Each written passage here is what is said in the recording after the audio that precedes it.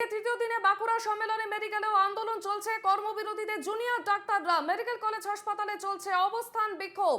কিছুক্ষণ আগে আমরা মালদার ছবি দেখালাম এবং অন্যদিকে বাঁকুড়া সম্মেলনী মেডিকেল কলেজ সেখানেও কিন্তু আন্দোলন চলছে। কর্মবিরতিতে জুনিয়র চিকিৎসকেরা এবং মেডিকেল কলেজ হাসপাতালে চলছে অবস্থান বিক্ষোভ। গতকালও আমরা একই ছবি দেখেছিলাম এবং আজকেও কর্মবিরতিতে গিয়েছেন তারা, অবস্থান বিক্ষোভ করছেন এবং বাঁকুড়া সম্মেলনী মেডিকেল কলেজে কর্মবিরতিতে জুনিয়র চিকিৎসকেরা মেডিকেল কলেজ হাসপাতালে চলছে অবস্থান বিক্ষোভ।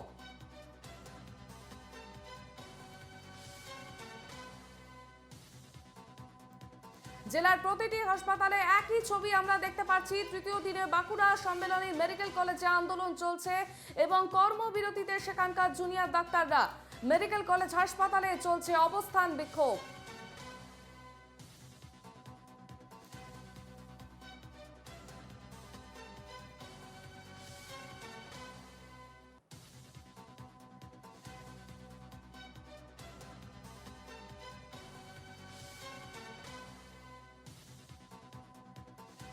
এদিকে বর্ধমান মেডিকেল কলেজ ও হাসপাতালেও আজ অব্যাহত রয়েছে জুনিয়র ডাক্তারদের কর্মবিরতি। একই ছবি বাঁকুড়া এবং বর্ধমানেও।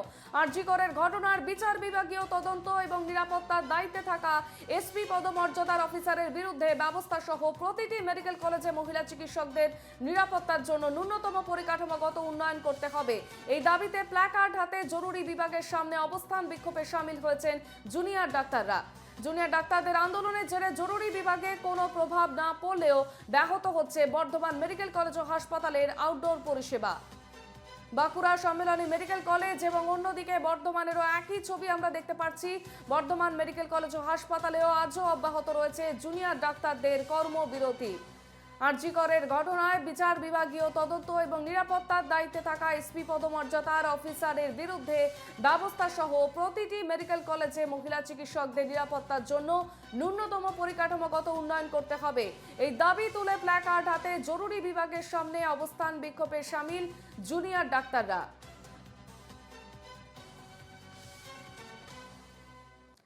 জুনিয়র ডাক্তারদের আন্দোলনের জেরে জরুরি বিভাগে কোনো প্রভাব না পড়লেও ব্যাহত হচ্ছে বর্ধমান মেডিকেল কলেজ ও হাসপাতালের আউটডোর পরিষেবা।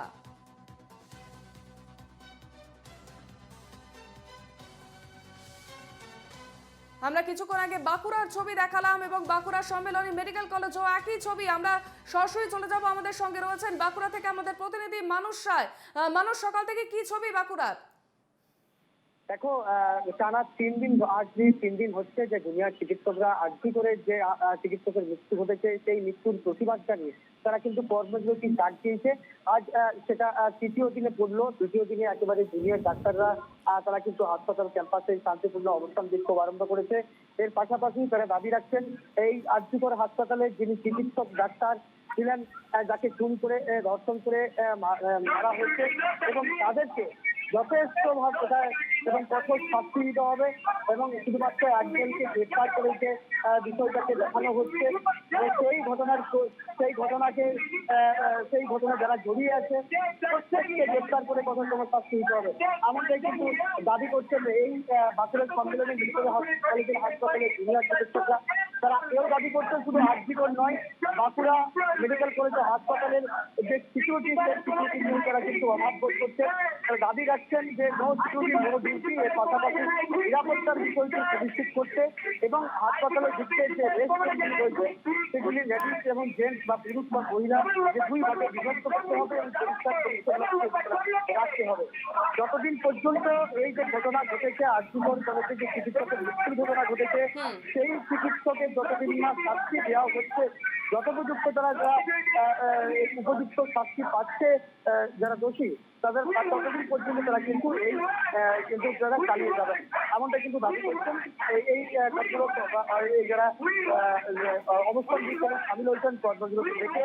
এবার সেই জুনিয়র চিকিৎসকরা তারা এও দাবি করছেন যে তারা যেভাবে সিকিউরিটি দিচ্ছেন, যেভাবে পরিষেবা মানুষকে দিচ্ছেন, তারা যেটাই সুরক্ষিত, এমনটাই দাবি করছেন। আর সেই দাবি রেখে তাদের এই কর্মবিরতি দেখে পর অবস্থান বিক্ষোভ।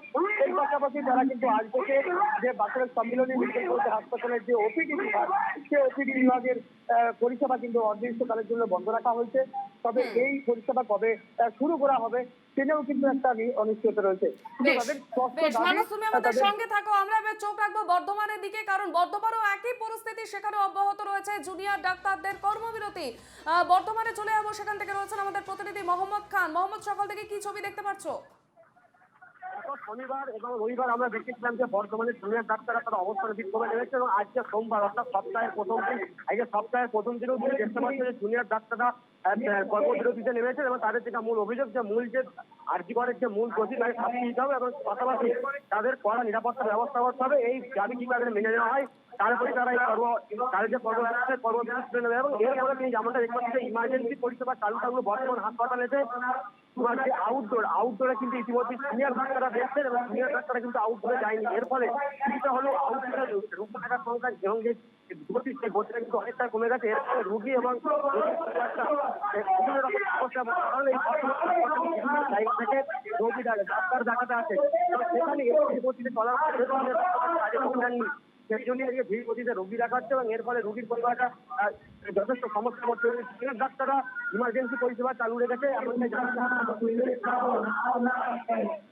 বেশ, একেবারেই আমরা দেখলাম বাঁকুড়া এবং বর্ধমানের ছবি, এবং একই পরিস্থিতি দুই জায়গায় এখনো পর্যন্ত অব্যাহত রয়েছে জুনিয়র চিকিৎসকদের কর্মবিরতি। আমাদের সঙ্গে ছিলেন আমাদের দুই প্রতিনিধি মোহাম্মদ খান এবং মানস রায়, দুজনকেই ধন্যবাদ।